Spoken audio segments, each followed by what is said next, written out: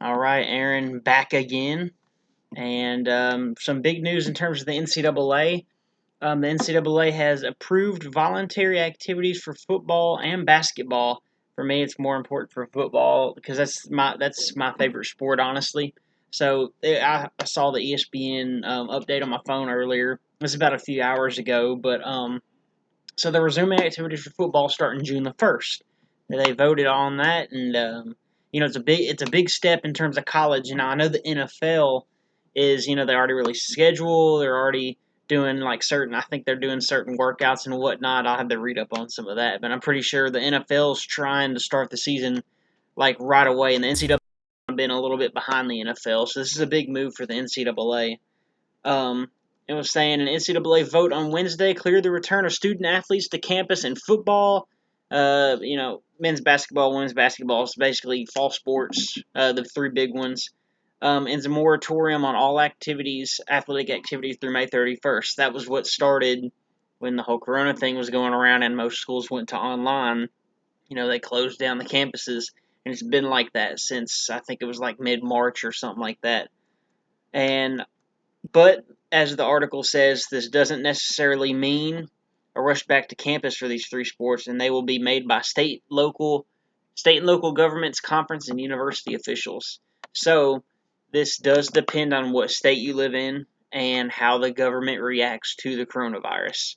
And, it gets into a little political right there, in my opinion. But so I don't want to get into that, but that's essentially how it's going to go down. If you're on one side, you're going to reopen. You're on the other side, you don't want to reopen. You want to stay put until the line falls or whatever the thing is. It's in my opinion it's stupid, and I feel like we should at least reopen up a little bit slowly but surely. There's got to be a middle ground there that you got to follow. Just keep the vulnerable people out of the way and let people get back to work and open up their small businesses. That's just my opinion, but it just depends on what the governments want to do, and you know we'll see what happens. But it's a significant step, both symbolically and in process, for the possibility of college football and other sports. Um, they're going to address other stuff next week. Um, it'll be more than a leap. Let's see, the process of returning is that it'll be more of a step than a leap. The ability for schools to have student athletes return will largely depend on the state and local government restrictions. So for me, being in Tennessee, this is great for my Vols and most of the Southeastern Conference, because a lot of the South is essentially the same government-wise, I should say, in terms of the restriction level and opening up the economy. So the SEC, I think, might be honestly good to go if all the governments are in tune with one another. Um, like it says, the availability and frequency of testing will be a big issue, and that's the thing: is more as more tests go on, there's going to be more people who have more cases are going to happen, and more people are probably going to die of corona. Now that's a whole different subject. Are people actually dying of corona, or is that something else? But like I said, I really don't want to get into all that. But that's going to be the big issue. It'll be up to the schools and political decision makers. There we go, to develop protocols on the tests, and they're about $100 each. And colleges should be able to pay for that. With the tuition that I'm having to pay and millions of other students around the country are having to pay, they should be able to pay for at least sports, at the least, pay for tests. Um, for college towns and force it. So here's a good one. One athletic director said that means starting with 25 or 30 players in four separate groups for amid a socially distanced weight room upon opening. From there, the players will be added to the groups as they return to campus. And then, as they laid out, a full squad could be around and working out in groups in July. And this all, that just depends on how the corona falls or rises or any of that, or if there's a second wave or anything. And this is a great first step, because college football, like it says, is scheduled to begin with week zero on August 29th, when it actually starts, and whether there'll be fans in the stadium or questions.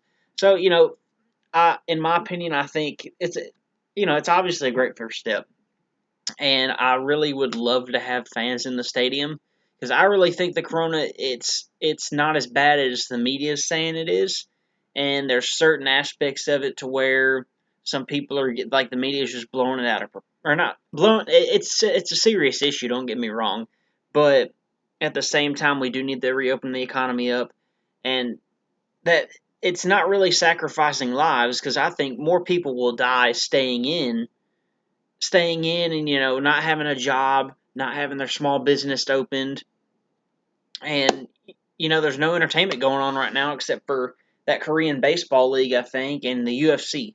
That's really it. And so I think within the next few months, before college football starts, we'll see how the corona goes. And it's a great first step in my opinion. And we'll see how. Just you just got to see how corona goes essentially. And for my team, the Vols, we start against Charlotte on September 5th, day after my birthday. And so there's a lot of time in between, and all we can hope for is that the warm weather or something will make sure Corona goes down. And I think the NCAA is pretty much following what certain governments are doing now. They're wanting to reopen and slowly get into it to see what happens, and it's a good first step, as the article says, and as I've said already plenty of times. Um, and yeah, we all want to see football. It would be horrible to watch the NFL play and not see college football, because in some ways college football is better than NFL because all the games count in college football. NFL you can lose, you can start off pretty bad and then finish the season strong and still make the playoffs. Like my Titans, they started off kind of bad in a way, and then they did really good at the end of the year, went 7-3 down the last 10 games, and then made it to the AFC Championship.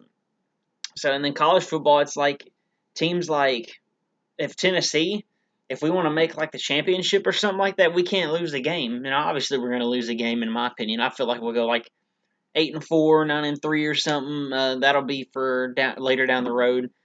But I would love to see and plenty of others, and I'm sure y'all would love to see college football and NFL go on at the same time.